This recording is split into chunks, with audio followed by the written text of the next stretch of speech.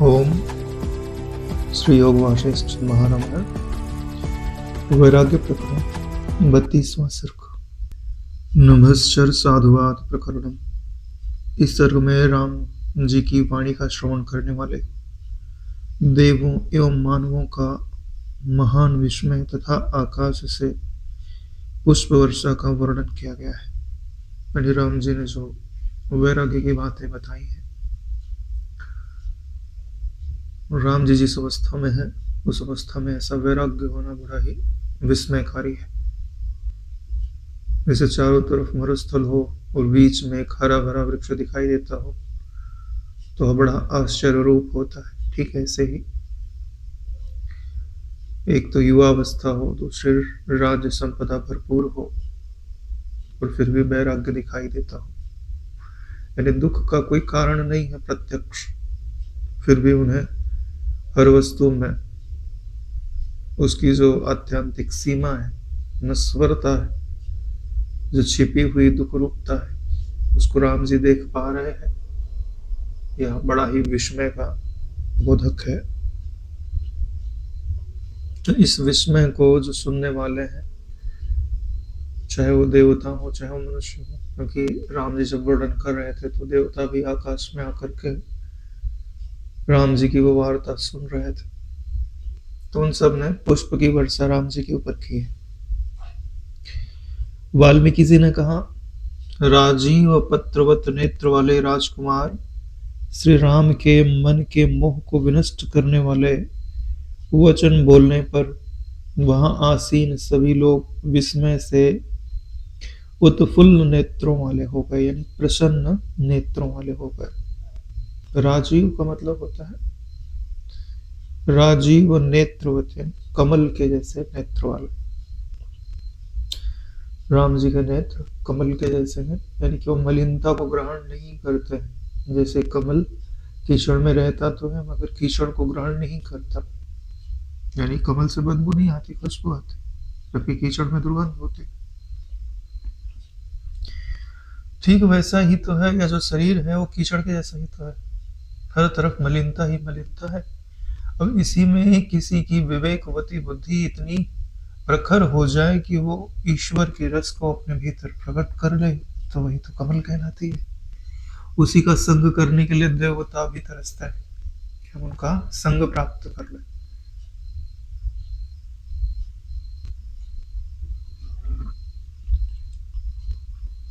तो राम जी के जो मन के मोह को विनष्ट करने वाले वचन हैं, जब लोगों ने सुना है तो वो अत्यंत आश्चर्यचकित हो गए हैं और उनके नेत्र प्रसन्न हो गए।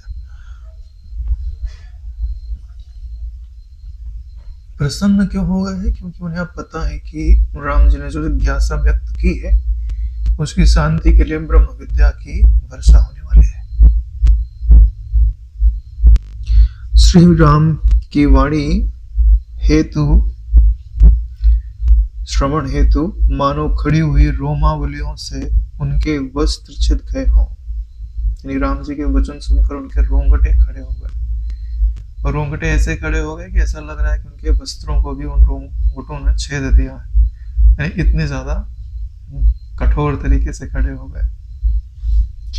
विराग की वासना उनके जगत की कारण भूत राग द्वेष रूपी सभी वासनाएं समाप्त हो गई। यानी विराग की वासना ने दूसरी समस्त वासनाओं को ढक दिया, समाप्त कर दिया। इसको बोलते हैं वैराग्य राग रसिको भवः। विराग वासना पास्त समस्त भव वासना, वे पल भर के लिए अमृत में सागर की तरंगों में विलीन हो तरंगवत हो गए। पल भर के लिए उन्हें ऐसा लगा कि जैसे हम अमृत के सागर में ही डूब गया, और वही हो गया। क्योंकि राम जी के वचन ऐसे ही है कि अगर आप उनसे तारतम्य करते जाओ तो आपका हृदय ठीक वैसे ही बनने लगता है जैसे राम जी का हृदय उस समय था। अगर आप उन बातों को फील करने लग जाओ तो उसके लिए कहीं जाने की जरूरत नहीं है, बस जैसा बोल रहे हैं वैसी दृष्टि बना लो। और भीतर से जो छोड़ना है वो छोड़ दो। बाकी बिल्डिंग करके किसी शरीर से तुम्हारा शरीर जोड़ नहीं दिया गया है। मनोमात्र ही तो संबंध है सारे, मन से ही तो माने हुए हो। हाँ तो मन से छोड़ दो। मन से छोड़ने में कितना टाइम लगता है? हाँ, यार डाइवोर्स लो तो भी तो कोर्ट के धक्के खाने पड़ते हैं। मन से छोड़ना है तो कहीं आने जाने की जरूरत नहीं, किसी दूसरे की सम्मति की भी जरूरत नहीं। हाँ? दूसरे को तो पता ही नहीं चलेगा कि उसने मेरा त्याग कर दिया। पता तो सब चलेगा, तुम बताओ। श्री राम की वाणियां श्रवण करने में समर्थ लोगों ने आंतरिक आनंद से प्रसन्न मुख हो ऐसे ध्यान पूर्वक सुनी कि वे निश्चलता पूर्वक चित्र लिखित जैसे प्रतीत होते थे। यानी कि राम जी की जो वाणी थी वो इतनी मनोस्पर्शी थी, इतनी अपने आप में दूसरों के चित्त को खींचने वाली थी कि जो उस वाणी को सुनने में समर्थ थे वो सब मानो ऐसे हो गए जैसे कागज पे चित्र लिख दिया जाता है। कागज पे लिखा हुआ चित्र हिलता डुलता थोड़ी। ठीक वैसे ही उनका शरीर भी स्थिर हो गया, क्योंकि मन स्थिर हो गया। और ऐसा हो क्यों रहा है? क्योंकि उन सब के जो हृदय है वो आंतरिक आनंद से प्रसन्न हो गया है और उनका मुख भी प्रसन्नता से पूर्ण हो गया है। क्योंकि देखिए दुख का कारण क्या है? जगत से तदात्म दुख का कारण। जब वो तदात्म तुम छोड़ने लगते हो तो स्वाभाविक शांति आने लगती है, और उसी शांति में अगर परमात्मा के मिलन की भावना मिल जाए तो भी आनंद में परिणत हो जाती है। शांति का मतलब क्या होता है? दुख के अभाव का नाम शांति है। लेकिन दुख के अभाव का नाम सुख नहीं होता। दुख के अभाव का नाम शांति होता है, दुख के अभाव का नाम सुख नहीं होता। सुख क्या है? जो तुम्हारा प्रियतम है उससे मिलने की जो इच्छा है जब वो पूरी होती है तब सुख होता है। अब वो चाहे कोई वस्तु हो, व्यक्ति हो या परिस्थिति हो। जैसे किसी को पद पाने की इच्छा है, पद मिलता है तो उसको सुख होता है। धन पाने की इच्छा है या उसका कोई प्रेमी है, प्रियतम है, उसको पाने की इच्छा है। संसद में स्थित वशिष्ठ जी, विश्वामित्र जी, मंत्रणा करने में दक्ष, जयंत, धृष्ट आदि मंत्रीगण, राजा दशरथ एवं पौर आदि देशों के शासक, सामंत, नगरवासी, भरत आदि राजकुमार, ब्रह्मवादी ब्राह्मण, भृत्य, आमत्य, पिंजड़े में स्थित पक्षीगण, निश्चल क्रीड़ा मृग, घास दाना नहीं चल रहे थे। मुझे तो ऐसा लग रहा है कि जब भगवान कृष्ण बंसी बजाते थे तो जैसी स्थिति हो जाती थी, ठीक वैसी ही स्थिति राम जी के वैराग्य के वचनों को कहने पर हो रही है। यहाँ तो लिख दिया गया है ना कि पिंजड़े में स्थित जो पक्षी है और वहां आसपास जो मृग घूम रहे हैं वो भी घास या दाना नहीं चल रहा। अश्व निज भवनों में स्थित शब्द रूपी आभूषणों से शून्य कौशल्या आदि रानियां, उद्यान की लताओं में और महल के अग्रभाग में रहने वाले पंखों को ना हिलाते हुए तथा शांत पक्षी, आकाशधारी सिद्ध, गंधर्व, किन्नर, नारद, व्यास, पुलह आदि मुनि महानुभावों ने तथा इनसे इतर देव, दिक्पति, देवराज आदि विद्याधर एवं शेष नाग आदि नागों ने भी श्री राम की सार गर्भित उदारतम वाणी सुने। यानी पूरा देव समाज, उसमें नाग भी है, खग भी है, पितर आदि भी होंगे ही होंगे जब इतने लोग आए हैं तो। गंधर्व भी आए हैं, किन्नर भी आए हैं, आदि लिखा हुआ है तो उसमें यक्ष आदि भी आए होंगे, क्योंकि सब में तो कुबेर आदि तो यक्ष में ही आता है, यक्ष आधिपति कहा जाता है कुबेर को। तो एक तरह से भाई भगवान विष्णु का अवतार है ना, और जो भी ये अपने अमृत में वचन की वर्षा करें तो उनके सिर्फ सुनने मात्र से बहुत सारे पुण्यों की प्राप्ति होती है। तो कौन नहीं जाएगा? किसको पुण्य नहीं चाहिए? किसको हृदय की पवित्रता नहीं चाहिए? तो वहां तो सिर्फ श्री राम का दर्शन करो, प्रणाम करो, तो भी तुम्हारा पुण्य बढ़ जाओगे। जैसे किसी को सर्दी लगी हुई हो तो वह सूरज निकले और उनकी धूप अच्छी खासी हो और वो घर के बाहर ना जाए तो वो मूर्ख ही है। तो राम सूर्य के समान है, जो सबकी विषय वासना रूपी जो सर्दी है उसको दूर करने में समर्थ है। तो जिनको जिनको भी यह संसार कष्ट दे रहा है वो सब राम जी के वचन सुनने के लिए तत्पर है, चाहे वो देवता हो, चाहे वो मनुष्य हो, चाहे यक्ष हो, गंधर्व हो, किन्नर हो, चाहे ही पुलह आदि मुनि हो, और यहाँ तक कि पक्षी भी जो उस महल में विद्यमान थे वो भी अब अपने पंख हिला नहीं रहे, दाना नहीं छू रहे, वो भी राम जी के वचनों को सुनते हुए शांत स्थिर, जैसे अमृत बरस रहा है सब उसी अमृत में निमग्न हो रहा है। सोचने की बात है। यानी ये सब हमको क्या सिखा रहे हैं? सत्संग सुना कैसे जाता, सत्संग सुनने की रीत बता रहे हैं। फिर क्या आप उतनी तत्परता से उन वचनों को ग्रहण कर रहे हैं? और जब धीर गंभीर सत्संग होता है तो ऐसे ही हमको हर एक वचन अपने भीतर धारण कर लेना चाहिए, क्योंकि वो सिर्फ वचन नहीं होता, उन वचन के साथ एक बहुत बड़ी ऊर्जा आपके हृदय में आती है, क्योंकि जो वाणी वो बोल रहे हैं वो सिर्फ ज्ञान नहीं है, वो विज्ञान है। अनुभूति से डूबे हुए वचन, उनके साथ एक ऊर्जा है। जैसे आपको पता ही होगा कि हर व्यक्ति ऊर्जा से बना हुआ है, तो यह जो शब्द आप सुनते हो वो भी एक ऊर्जा है, तो वह आपकी ऊर्जा में परिवर्तन कर सकती है, आपकी ऊर्जा को बढ़ा सकती है, उस लेवल पर ले जा सकती है जो परमात्मा की ऊर्जा है।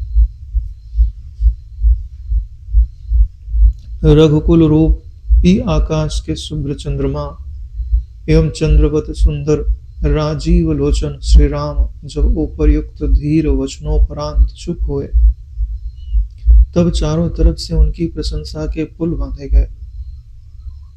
यानी कि राम जी ने जब अपने वचनों को विराम दिया है तो उनका जो मुख है वो तो ऐसे ही चंद्रमा के समान अत्यंत सुंदर है, उनके नेत्र भी चंद्रमा के समान सुंदर है, और उनके वचन तो परम सुंदर हैं ही।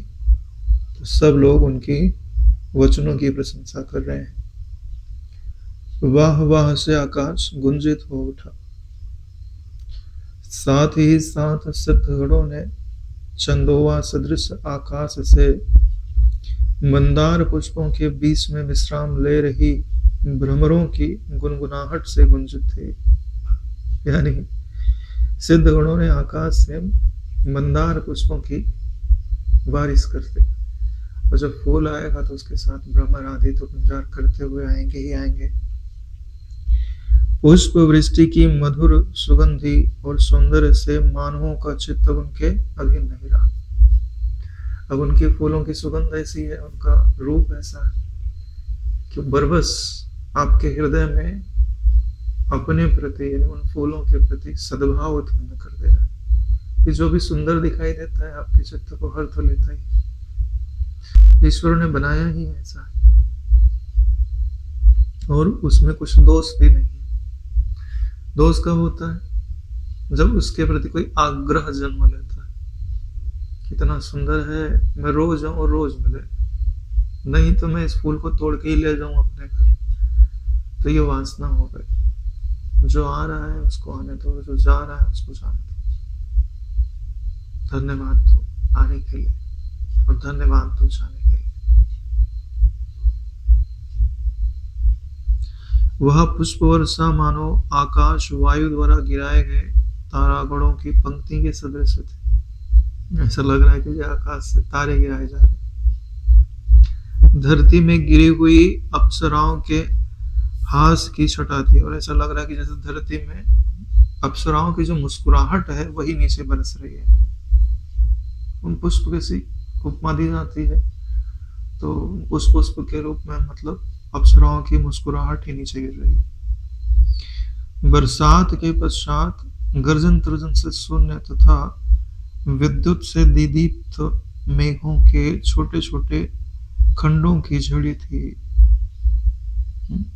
यानी ऐसा लग रहा है कि छोटे छोटे मेघ के टुकड़े जो है ना वो नीचे गिर रहे हैं, और जिसमें बिजली से दीप्त है, मतलब बिजली से चमक रहा है। प्रक्षेपित मक्खन के पिंडों की परंपरा है। हाँ, कभी कभी ऐसा लग रहा है कि जैसे मक्खन के पिंड बरस रहे, क्योंकि फूल गिरते हैं तो अत्यंत कोमल लगता है। मक्खन से उनकी उपमा दी गई है। मोती के हारों के सदृश से प्रचुर हिम वृष्टि थी। और कभी कभी सफेद पुष्प गिर रहे हैं तो ऐसा लग रहा है कि मोती के हार है, और या तो बर्फ के, जैसे बर्फ गिरती है तो सफेद सफेद होती है, ऐसे ही उनकी उपमा दी गई है। चंद्रमा के रश्मियों की माला थी, क्षीर सागर की लहरों की पंक्ति थी, यानी इनकी ऐसी ही उपमा दी गई है। उस पुष्प वर्षा में प्रचुर केश सर से युक्त कमलों की प्रचुरता थी, यानी कि जो कमल के पुष्प वहां से गिर रहे थे उसमें केसर बहुत है, सुगंध बहुत है, क्योंकि जब सारी सुगंध केसर में ही निवास करती है। उसके चहुओर भ्रमर मंडरा रहे थे, वह स्पर्श सूचक जनों की शीतकार ध्वनि से गायन कर रहे थे, यानी जो भौरे आदि हैं वो शीतकार की ध्वनि कर रहे थे। सुवासित एवं मंद होने से सुख स्पर्श युक्त वायु यदा कदा दोलित हो रही थी, यानी धीरे धीरे हवा बह रही थी। पुष्प वर्षा से कहीं केतकी के पुष्प लहरा रहे थे तो कहीं श्वेत कमल की छटा दर्शनीय थी, कहीं पर कंद पुष्प सर्वाधिक मात्रा में गिर रहे थे, तो कहीं पर नील कमलों की वर्षा हो रही थी। फूलों की सतत बरसात से घर आंगन छत एवं चबूतरे सभी भरे हुए थे। क्या दृश्य रहा होगा, आकाश से फूल गिर रहे हैं, इससे बड़ा आश्चर्य क्या हो सकता है? आकाश से फूल कैसे गिर सकता है? यही तो बताता है कि यह जो जगत है वो मनोमात्र है। नहीं, अरे भाई हमारी ये जो धरती है इसके क्या नियम है कि भाई वृक्ष हो गए, पौधे हो गए तो उसमें फूल लगते हैं, फिर कोई तोड़े फिर उसको गिराए तो गिरते हैं, नहीं तो कहाँ गिरते हैं? और देवता दिखाई थोड़ी देते हैं, साधारण मनुष्य को तो नहीं दिखाई देंगे। और पुष्प की वर्षा कर रहे तो ऐसे ही लगेगा ना कि आकाश से पुष्प बरस रहे हैं। इसीलिए तो बोला जाता है कि जगत के मिथ्यात्व का ठीक ठीक निश्चय किसको होता है? जो सूक्ष्म जगत में संपर्क कर सके। सूक्ष्म जगत में ये जो नियम है वो इतने कठोर नहीं है। पलक झपकते यहाँ, पलक झपकते कहीं और पहुंच जाओ, बीच में तुमको यात्रा का अनुभव भी नहीं होता कि मैं कैसे गया।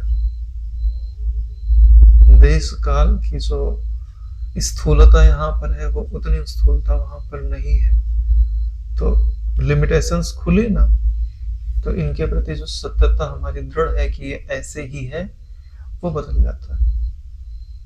नहीं तो हम जीवन भर यही मानते रहते।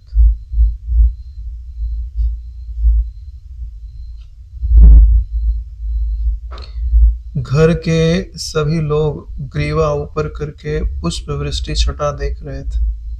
देखेंगे ही देखेंगे, अच्छा लग रहा है पुष्पों का बरसना गिरना।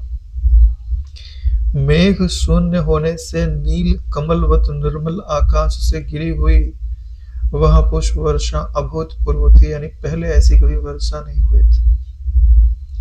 सभी के चित्त को उस वृष्टि ने आश्चर्यान्वित कर दिया था। अंबर में अदृश्य सिद्धों द्वारा की गई उक्त पुष्प वर्षा चौथाई मुहूर्त यानी आधी घड़ी तक सतत होती रही। एक घड़ी में 22.5 मिनट होता है, आधे घड़ी मतलब 11 मिनट, 11.25 मिनट। हाँ, उतने में तो बहुत फूल गिर गए होंगे। सभा एवं सभा में स्थित लोगों को आवृत करके उक्त पुष्प वर्षा के समाप्त होने पर वहां रुके लोगों ने सिद्धों से बातचीत की। अब सिद्धों की बातचीत सुने। अब सिद्ध लोग क्या कहते हैं वो आपको बताया जाएगा। हम सभी लोग शुरू से स्वर्ग के एक छोर से लेकर दूसरे छोर तक अनेक सिद्धों के संपर्क में घूम रहे हैं, किंतु हमने आज ही कानों को अमृत में प्रिय लगने वाले अथवा वेदों के सार रूप वचन ग्रहण किए हैं। यानी कि सिद्ध लोग आपस में चर्चा कर रहे हैं कि हम तो देवलोक के कोने से दूसरे कोने तक रहते ही हैं, घूमते ही रहते हैं, लेकिन बड़ा सौभाग्य हमारा जगह है कि आज हमने वेदों के सार रूप जो वचन है, अमृत में वचन है, वो आज हमने सुना है। विरागी होने से रघुवंश दीपक श्री राम जी ने जो उदार वचन कहे, उन्हें वाचस्पति भी नहीं कह सकते। वाचस्पति यानी ब्रह्मा जी, वाणी के पति, वाक देवी के पति तो ब्रह्मा जी हुआ। ब्रह्मा जी भी नहीं कह सकते, ऐसे तो राम जी ही कह सकता।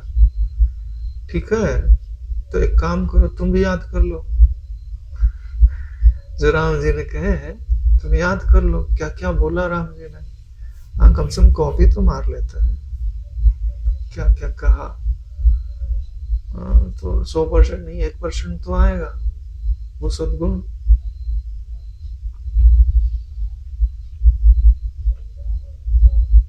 खेद है कि जिनने ऐसे वाक्य नहीं सुने उनका जन्म व्यर्थ है। साधुवाद। जिन्होंने ऐसे वाक्य नहीं सुने उनका जन्म व्यर्थ है। हाँ, उनको जो बुद्धि मिली उस बुद्धि का कोई लाभ नहीं है। ठीक है, जैसे कोई खजाना ढूंढने वाली मशीन खरीदे, ठीक, और पूरी जिंदगी लेके भटकता रहे और कभी खजाना ना मिले, तो उसका मशीन खरीदना व्यर्थ हो गया ना।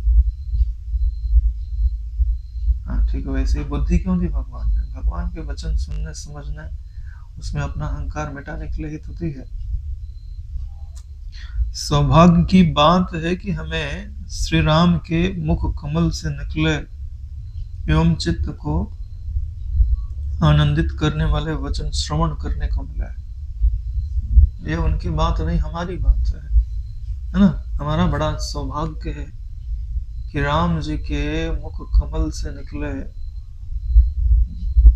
जो वैराग्य युक्त वचन है, जो हृदय को पवित्र करने वाले हैं, दृष्टि को शुद्ध करने वाले हैं कि किस वस्तु के प्रति कैसी दृष्टि रखनी चाहिए, संसार के प्रति कैसी और स्वरूप के प्रति कैसी। श्री राम ने शांति प्रद अमृत तुल्य सुंदर एवं जाति कुल चरित्र धर्माभिज्ञता आदि से प्राप्त श्रेष्ठता के द्योतक जो श्रेष्ठ वचन कहे, उनसे हमें भी तत्क्षण स्वर्ग आदि के सुखों में कुछ भी सार नहीं है, यह ज्ञान हो गया। साधुवाद। यानी कि राम जी जो हैं, जो शांति प्रद वचन उन्होंने सुनाए हैं, जो अमृतमय वचन सुनाए हैं, जिनमें जाति कुल चरित्र और धर्म का ज्ञान झलकता है, जो अत्यंत श्रेष्ठता के द्योतक हैं, उनसे हमें क्या पता चला है कि हम तो अभी तक मानते थे कि भाई जो स्वर्ग आदि है उन्हीं में श्रेष्ठ सुख निवास करता है, लेकिन अब हमें पता चला है कि वहां सुख तो भी क्षण भंगुर है, तभी तक रहता है जब तक पुण्य रहता है। पुण्यों के व्यतीत हो जाने पर वह सुख भी व्यतीत हो जाता है। इसलिए अब हमारी उनके प्रति कुछ प्रीति नहीं रह गई है। ऐसे जितने भी सिद्ध आदि हैं वो आपस में चर्चा कर रहे हैं। इति वैराग्य प्रकरणे नभश्चर साधुवादो नाम 32 सर्गः। 32वां सर्ग ही पूर्ण होता है। 33 सर्गः। नव नभश्चर महीचर सम्मेलन प्रकरण, आकाशचारी और पृथ्वीचारी का सम्मेलन, यानी आपस में मिलेंगे और वार्तालाप करेंगे। सिद्धगण बोले कि रघुकुल तिलक श्री राम जी द्वारा उक्त इन पावन प्रश्नावलियों का महर्षियों द्वारा कहा गया निर्णय सुनना ठीक ही होगा। अब जो राम जी ने कहा है तो महर्षि आदि क्या कहते हैं। हे नारद, व्यास, पुलह प्रभृति श्रेष्ठ एवं समस्त मुनिगण, आप सभी उसे निर्विघ्न श्रवण हेतु शीघ्र पहुंचे। संपदा युक्त सुवर्णवत दीदीप्त चहुओर से पावन राजा दशरथ की सभा में हम सभी को वैसे ही चलना चाहिए जैसे भ्रमर कमलनी पर जाता है। यानी वो सब आपस में चर्चा कर रहे हैं आकाशचारी लोग कि अब चलिए, दूर से तो बहुत सुन लिया, अब दरबार में ही चलते हैं, वहीं बैठ करके आगे की वार्ता सुनेंगे। अभी तो सिर्फ ट्रेलर मात्र है, आगे की बातें तो और ही ज्यादा पुण्यदायी है, आनंददायी है, सार तत्व को उद्घाटित करने वाले हैं। अभी हम लोग कलयुग में है ना, तो उन्नति के जो साधन है वो अत्यंत कमजोर हो गए, इसलिए ईश्वर ने बड़ी छूट छाट कर दी। जो ब्रह्म ज्ञान का सत्संग हमको इतनी सरलता से मिल गया है, वो इतनी सरलता से किसी भी काल में नहीं मिलता है। एक तो ऐसे साधन नहीं होता है, यूट्यूब कहाँ होता है, नेट कहाँ होता है, और ये रिकॉर्ड करके तुम जितनी बार चाहो उतनी बार सुन लो, ऐसा कहाँ होता है। अरे भाई, एक जमाना था कि ग्रंथ भी नहीं होते थे, उनसे सुनो, यानी किसी न किसी से सुनना पड़ता था, तो आपको उसकी शरण लेनी पड़ेगी ना नारायण। इसलिए तो अपने यहाँ गुरु और शिष्य परंपरा है, नहीं तो कोई किताब से ही ना पढ़ ले भाई। इसलिए तो वेदों को श्रुति कहा जाता था, सुन करके ही वो विद्या पाई जाती थी। फिर जब वो लोगों की स्मृति इतनी अच्छी नहीं रहने लग गई, तो बोले अब तो लोग भुला देंगे, तो उनको जितना याद था उतना लिख दिया गया, तो ये स्मृति बन गई।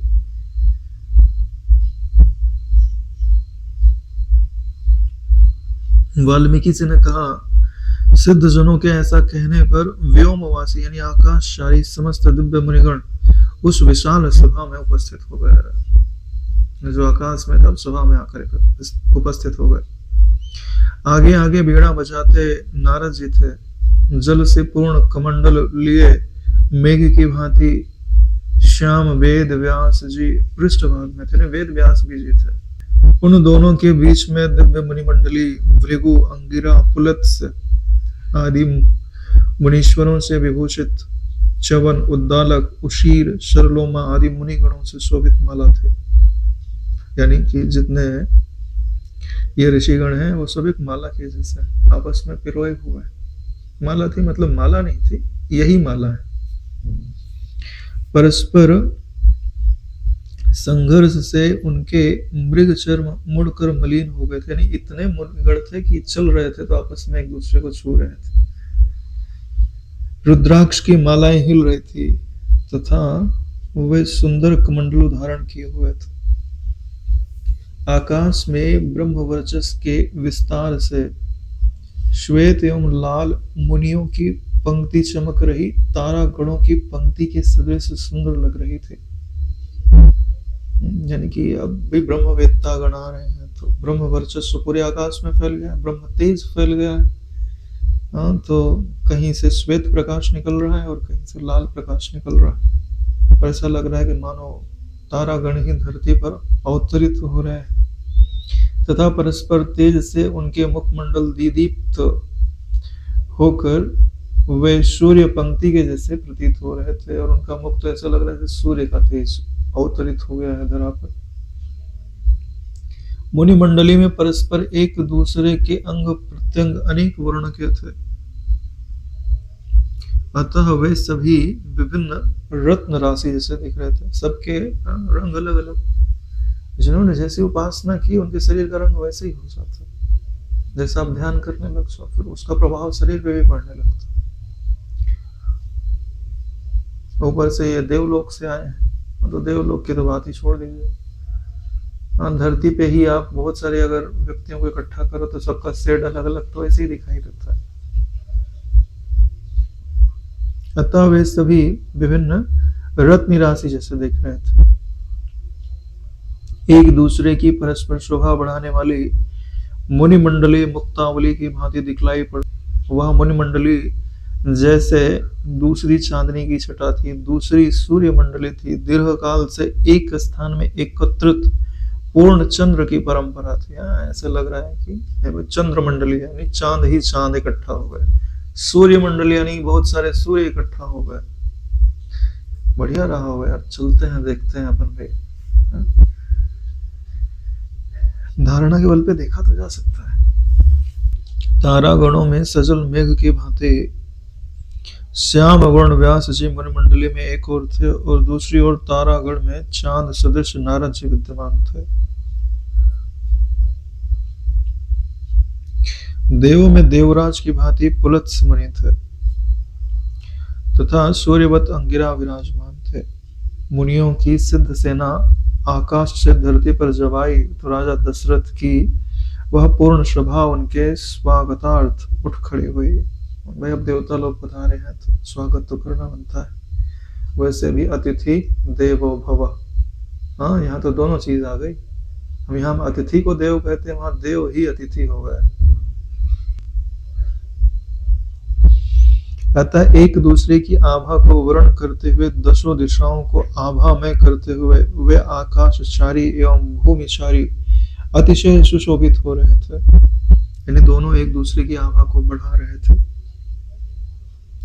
उनमें से कोई अपने हाथ में लाठियां लिए थे, किन्हीं के हाथ में लीला कमल थे, किन्हीं के सिर में अंकुरित दूर्वा तृण थे, किन्हीं के बालों में चूड़ामणियां द्योतित थी, कोई अपनी जटाओं से कपिल हो रहे थे, तो कहीं मस्तकों पर मालाओं से आवृत था। किन्हीं का मस्तक मालाओं से आवृत था। किन्हीं की कलाई में रुद्राक्ष की मालाएं थी, किन्हीं के हाथों में मल्लिका की मालाएं सुंदर लग रही थी। कोई चीर वल्कलधारी थे, कोई सूक्ष्म रेशमी वस्त्र धारण किए थे, किन्हीं के अंग में मूंज की मेखलाएं लटक रही थी तो तथा कोई मुक्ताहारों से शोभित थे। तदनंतर वशिष्ठ एवं विश्वामित्र ने अर्घपाद्य एवं मीठी वाणी द्वारा सभी आकाशचारियों का पूजन किया। यानी सबकी वेशभूषाएं अलग अलग थी। कोई रेशमी वस्त्र पहने हैं, कोई वल्कल पहने हैं, कोई मेघचर्म पहने हैं, किसी के सिर में चूड़ामणि लगी हुई है और कोई माला पहने हुए है, और किसी के सिर में तो क्या लिखा हुआ है कि अंकुरित दूर्वा के तृण थे।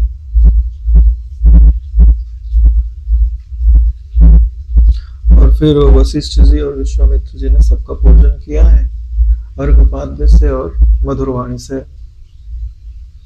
उन सिद्ध जनों ने भी वशिष्ठ विश्वामित्र की अर्घपाद्य और मीठी वाणी से उनका भी पूजन किया है। राजा दशरथ ने भी सिद्ध मंडली का सादर भोजन किया। सिद्धों ने कुशल क्षेम से राजा दशरथ को सम्मानित किया।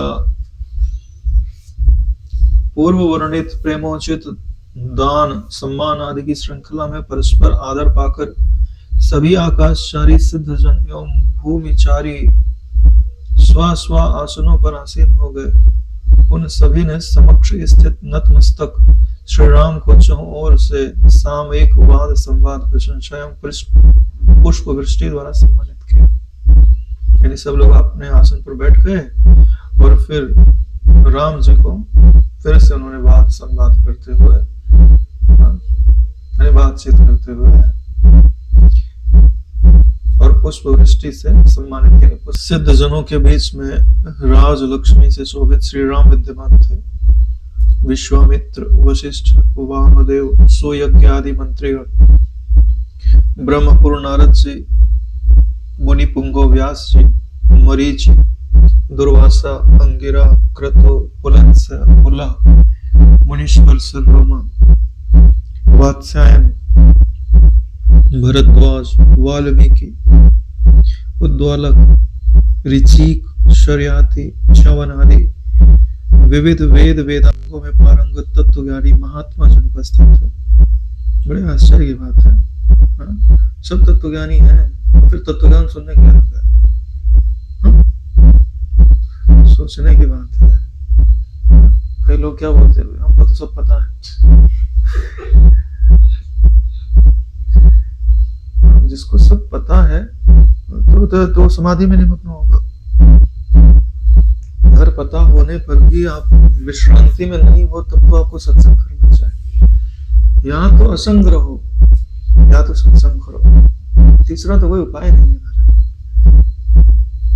हमारे दादा गुरु जी जो है, भले वो तत्वज्ञानी ना हो, लेकिन अगर कहीं सत्संग कर रहे हैं तो नीचे बैठ के सुनने लगता था। वशिष्ठ एवं विश्वामित्र के सहित नारद जी आदि, जो कि गुरुमुख से साविधि सांग वेदों का अध्ययन किए हुए थे, वशिष्ठ एवं विश्वामित्र के साथ नारद आदि विनय अवनत होकर, यानी विनय के द्वारा झुक करके श्री राम से बोले।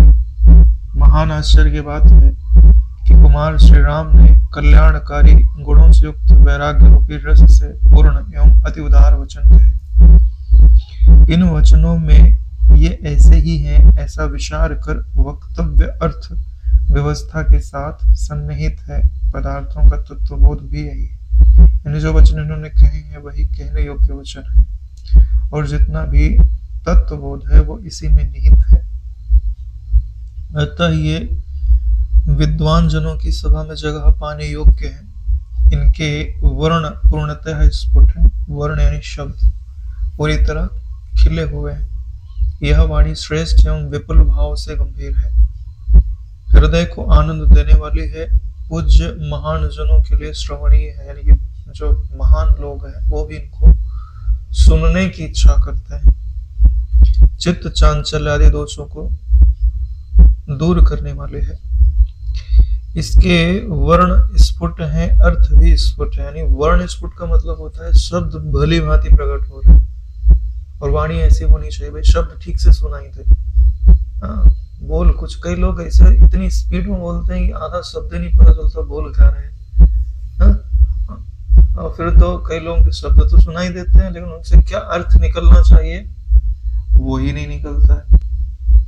फारसी में बोलते हैं, मतलब ऐसा नहीं होना चाहिए। शब्द भी स्फुट होना चाहिए और उसका अर्थ भी स्फुट होना चाहिए। लेकिन सामने वाला समझ सके ऐसी भाषा में बोलो तो तब तो बोलना सार्थक है। हाँ, नहीं तुम अपना विद्वत्ता झाड़ने के लिए बड़े बड़े शब्दों का, गंभीर शब्दों का प्रयोग करो, बेचारे को समझे ना आवे तो बोलना व्यर्थ है ना।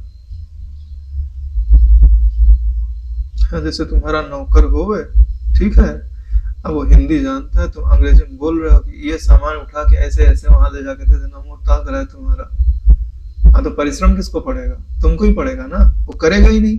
इनके अर्थ भी स्फुट हैं। इसके सभी पद व्याकरण के नियमों से सुसंस्कृत है। व्याकरण के जो नियम होते हैं उनसे भी ये सुसंस्कृत है, यानी कि जब वाणी बोली जाती है तो मर्यादा के हिसाब से बोली जाती है। श्री राम जी के द्वारा ऐसी कही गई वाणी किसे आश्चर्यवित नहीं करेगी, नहीं सबको आश्चर्य में डालने वाली है। सैकड़ों में से किसी एक आध की ही वाणी सभी वक्ताओं की अपेक्षा सर्वांश में श्रेष्ठ चमत्कार से युक्त विवक्षित अर्थ को प्रकट करने में समर्थ होते हैं, यानी जिसके अर्थ को, जो अर्थ अत्यंत गंभीर हो उसको भी भली भांति दिखाने वाली, विवक्षित भली भांति दिखाने वाली होती है। हे कुमार, आपके बिना दूसरे किसी व्यक्ति की वाणी ज्ञान रूपी फल से शोभित कुशाग्र तीव्र प्रज्ञा विचार वैराग्य रूप पुष्प फलों द्वारा अभिवर्धित हो, यानी कि आपकी ही वाणी है जो दूसरे के ज्ञान को, दूसरे की प्रज्ञा को, दूसरे के वैराग्य को बढ़ाने वाली होती है या बढ़ाने वाली हो रही है। श्री राम के समान असाधारण रूप से प्रकाशित होने वाली प्रज्ञा रूपी दीप शिखा जिसके हृदय में स्थित है वही पुरुष है। पुरुष की परिभाषा देते, पुरुष कौन है? जैसे राम जी के हृदय में जैसी प्रज्ञा है वैसी प्रज्ञा को जो धारण करे वही पुरुष है, बाकी सब प्रकृति है। हाँ, तुम अज्ञानी हो तो तुम प्रकृति की सीमा में ही आते हो, पुरुष की सीमा में नहीं आते हो। रक्त मांस एवं हड्डी रूपी देह में ही आत्मबुद्धि करने वाले जो शब्द स्पर्श रूप आदि पदार्थों के भोगने में जीवन व्यतीत करते हैं तथा आत्मज्ञानार्थ कुछ भी पुरुषार्थ नहीं करते, वे सब जड़ होते। हाँ, वो सब जड़ ही है, प्रकृति ही है, पुरुष नहीं है नारायण। जो लोग इस जगत में मानव जन्म पाकर आत्म तत्व का चिंतन नहीं करते, वे अज्ञान में मोहित मात्र पशु हैं। अज्ञान से मोहित हैं और देखने में भले मनुष्य लगे, लेकिन मनुष्य के रूप में वो पशु ही है। वे बारंबार जन्म मरण आदि दुखों में आबद्ध होते हैं। काम आदि शत्रुओं के नाशक श्री राम की भांति विमल अंतःकरण वाला, पूर्वापर का विचार करने वाला, पूर्वापर यानी आगे पीछे का विचार करने वाला, कहीं भी बड़ी कठिनाई से कोई विरला ही दिखाई पड़ता है। बहुत देखोगे तो कोई विरला ही दिखाई देगा, जो काम आदि शत्रुओं को मारने वाला होता है और आगे पीछे का विचार करता है कि आगे क्या गति होगी, पहले मैं क्या था, आगे क्या हो जाऊंगा, सब विचार करता है, तभी तो ठीक से चलता है। जैसे लोक में श्रेष्ठ मधुर फलों से परिपूर्ण मनोहर आकृति सदृश आम के वृक्ष विरले ही मिलता है, वैसे ही श्रेष्ठ माधुर्य युक्त तत्व साक्षात्कार से संपन्न मनोज्ञ आकृति प्रकृति वाले भव्य पुरुष विरले ही मिलता है।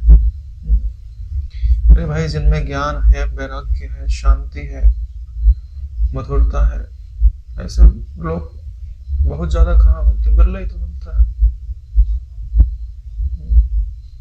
अरे आश्रम में मिलना बिरला है, तो फिर तो पूरा संसार मिला लो तो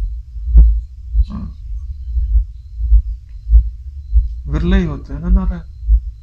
जिनके पास बैठने से आत्मज्ञान की महक आती हो, समता की सुवास बहती हो, हृदय कमल खिला हुआ हो, चेहरे पे प्रसन्नता हो, ऐसे तो बिरले ही होता है। ठीक है, उपमा कैसे दी गई, जैसे आम के वृक्ष विरले होता है, यानी आम के वृक्ष को लगाना पड़ता है। तो देखो नदी के किनारे पूरा जंगल किसका था, बबूल का,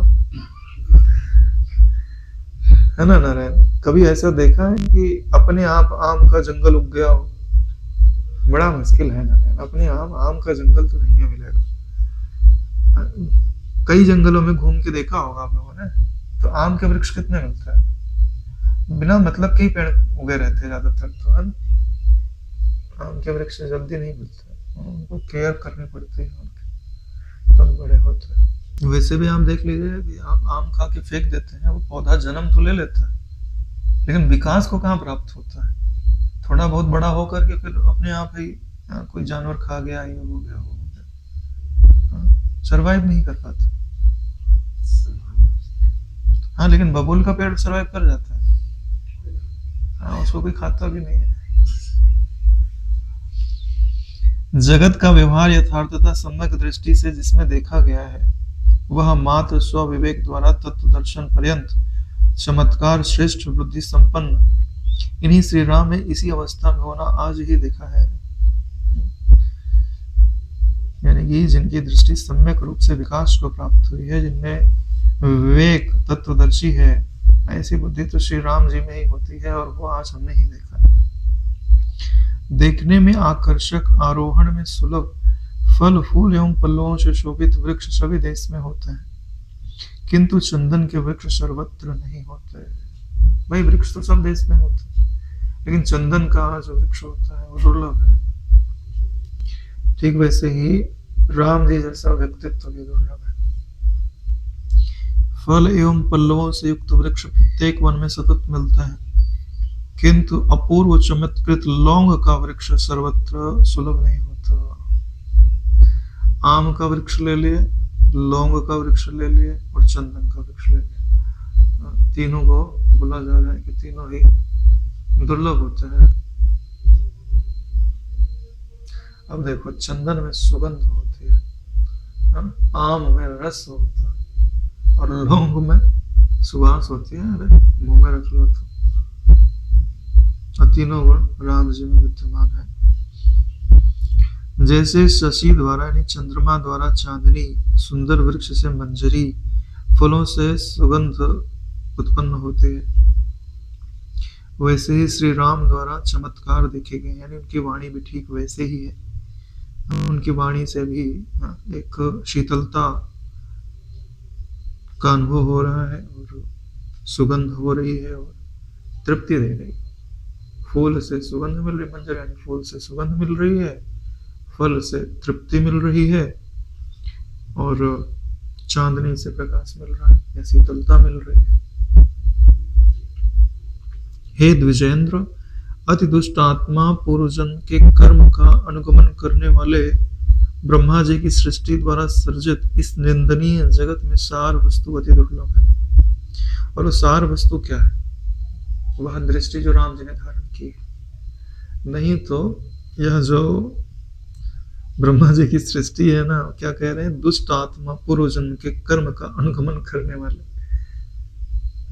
तो जिन्होंने इस जगत को बनाया है वो दुष्ट आत्मा ही होएगा। हाँ, तो यहाँ ब्रह्मा जी का अर्थ आप अपने चित्त से लगा लीजिए, उसने तो जगत बनाया है। अतः यशस्वी सर्वदा तत्व चिंतन में रत होकर सार वस्तु की प्राप्ति हेतु प्रयत्न करने वाले ही धन्य श्रेष्ठ शिरोमणि एवं पुरुषोत्तम है। मेरी बुद्धि से तो त्रैलोक्य में श्री राम के समान ज्ञानी और उदार बना न कोई है, न कोई आगे होगा। बात भी सही है, राम जी की जितनी विवेक संपन्न बुद्धि मिलना तो संभव ही नहीं है। सभी लोगों को गुणशील विनय आदि से तथा समुचित प्रष्टव्य तथ्यों से रहस्य उद्घाटनार्थ आनंद देने वाले श्री राम के चित्त का तत्व जिज्ञासा रूप मनोरथ यदि हमारे जैसे ज्ञानियों के सदुद्देश्य से पूर्ण न हुआ तो अवश्य ही हमारी जानकारी कुशलता फल रहित ही होगी। यानी वाल्मीकि जी और जो वहाँ पे वशिष्ठ आदि ऋषि बैठे हुए हैं, उनका कहना यही है कि अगर हमने अपने वचनों से राम जी को कृतार्थ नहीं कराया तो इसका मतलब है कि हमें कुशलता नहीं है, हम कुशल नहीं है, या हमारी वाणी जो है फलहीन है, उसमें फल विद्यमान नहीं है, बांझ है। क्यों? क्योंकि धरती तो पूरी तरह तैयार है, नमी भी है, उपजाऊ भी है, सारी सुविधा है, सब बीज डालने की देर है और फटाफट उसमें अंकुर निकल आएंगे, पौधा बन जाएगा, फिर वृक्ष बन जाएगा, फिर वो फल देने लग जाएगा। ऐसे ही राम जी का चित्र है और उन्होंने अपने वचनों से बात बता दी है। और जब शिष्य अपने चित्त को राम जी के चित्त की तरह बना लेता है तब वो ब्रह्म विद्या का अधिकारी हो जाता है। उसमें तो गुरु के वचन पढ़ते ही अंकुर निकलने लगता है।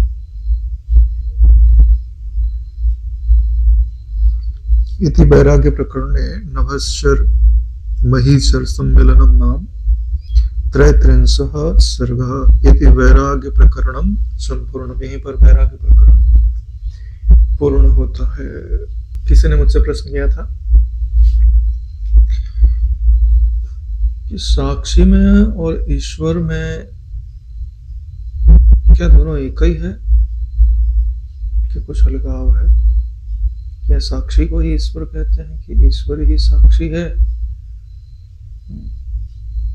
तो इसके लिए क्रम से समझ लेना चाहिए। साक्षी किसे कहते हैं?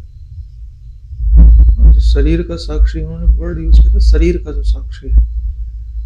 वास्तव में जो साक्षी है वो साक्षी ही है। उसको किसका साक्षी है वो आपकी दृष्टि पर निर्भर करता है। उसको किसी पदार्थ से जोड़ के नहीं देखा जाता। साक्षी मतलब साक्षी। ज्यादा ही बोलना है तो उसे क्या बोलते हैं? विश्व साक्षी, क्योंकि हमारी दृष्टि में विश्व ही तो है। अब बोलोगे कि एक कोशिका का जो साक्षी है, फिर 2 कोशिका का, फिर 1000 लाख कोशिका का, पूरे शरीर का, फिर एक से नहीं 2 शरीरों का, तो अंत में क्या बोलोगे? बोले विश्व साक्षी। साक्षी तो एक ही है ना। तो क्या देख रहा है इस पे निर्भर करता है। तो जब किसी वस्तु से जोड़ करके हम उसको बोलते हैं तो हम उसे दृष्टा बोलते हैं। जब हम किसी वस्तु से जोड़ के बोलते हैं तो हम उसे दृष्टा कहते हैं। या प्रमाता कहते हैं। प्रमाता में तो अहंकार आ गया, दृष्टा में उतना अहंकार नहीं गिना जाता।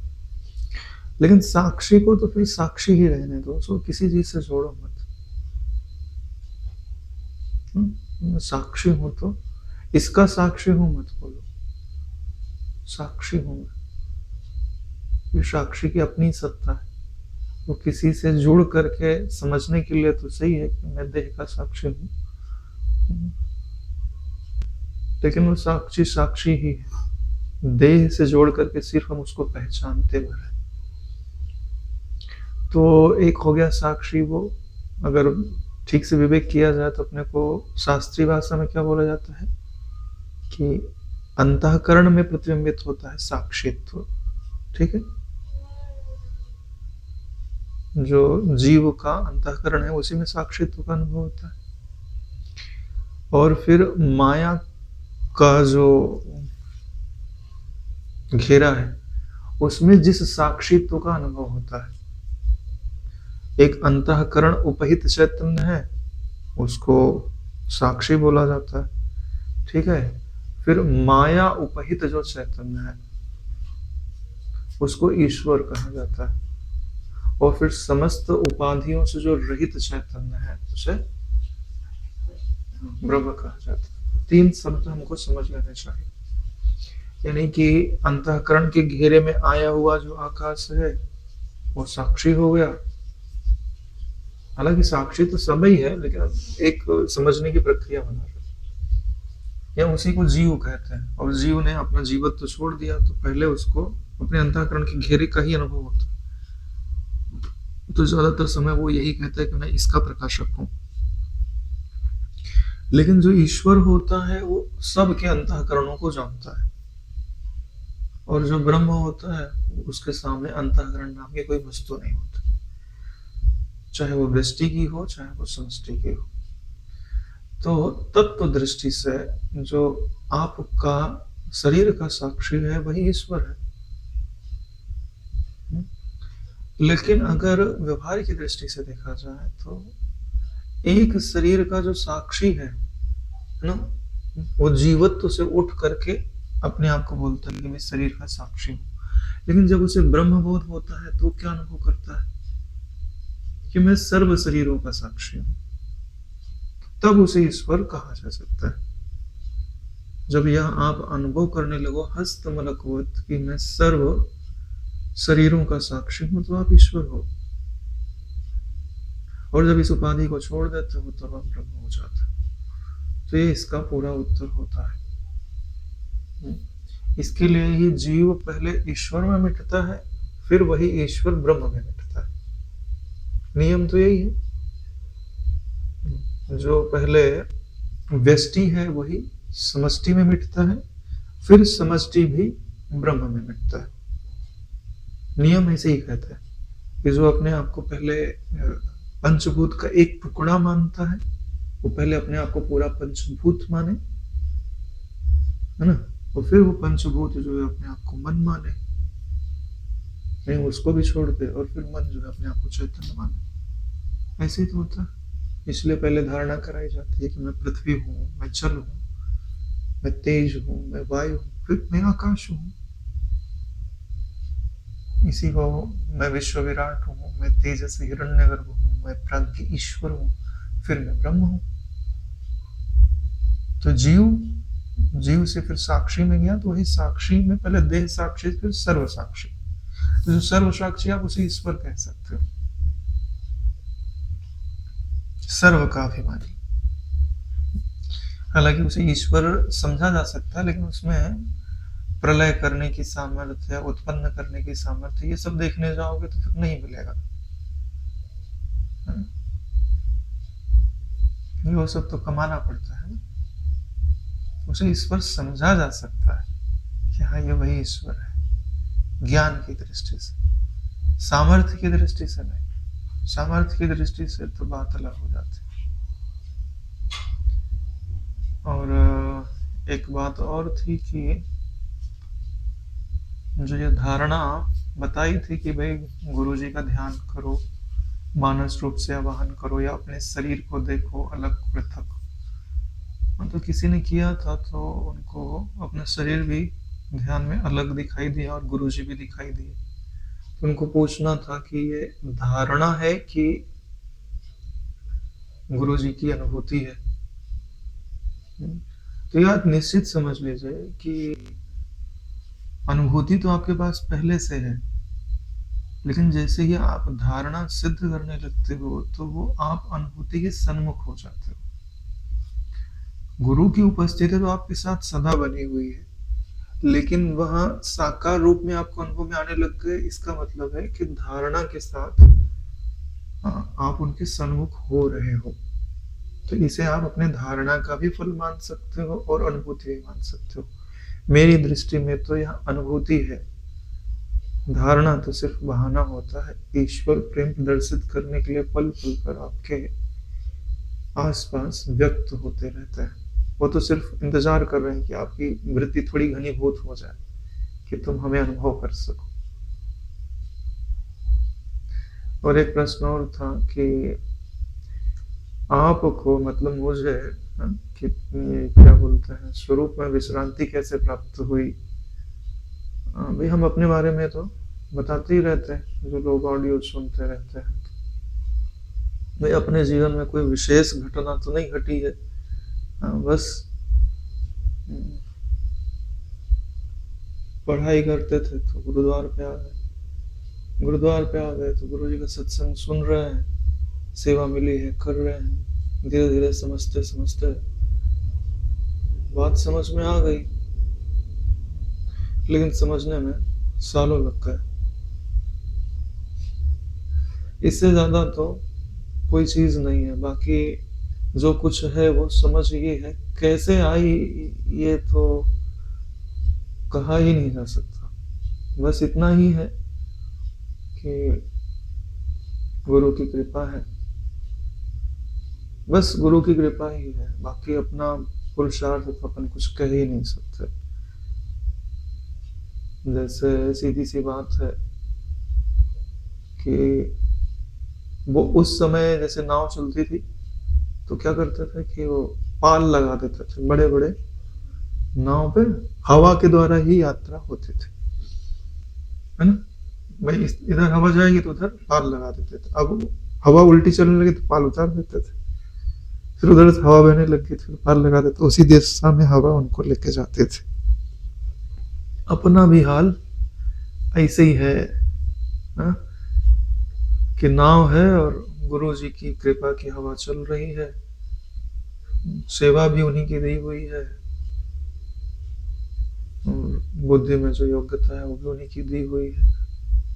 हाँ, ये बात अलग है कि हमेशा लक्ष्य पर दृष्टि बनी रही, क्योंकि संसार दुख रूप है तो चित्त हमेशा ढूंढते ही रहता है कि कहाँ सुख है, कहाँ पर जाकर के ऐसी शांति पाई जा सकती है कि जो इन सब से बचा सके।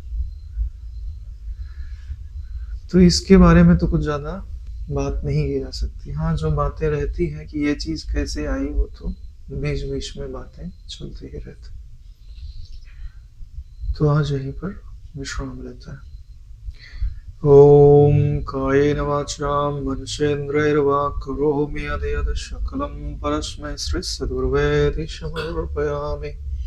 ओम सहनावतु सहनौ भुनक्तु सह वीर्यं करवावहै तेजस्विनावधीतमस्तु मा विद्विषावहै। ओम शांति शांति शांति। श्री सद्गुरुदेव भगवान की जय।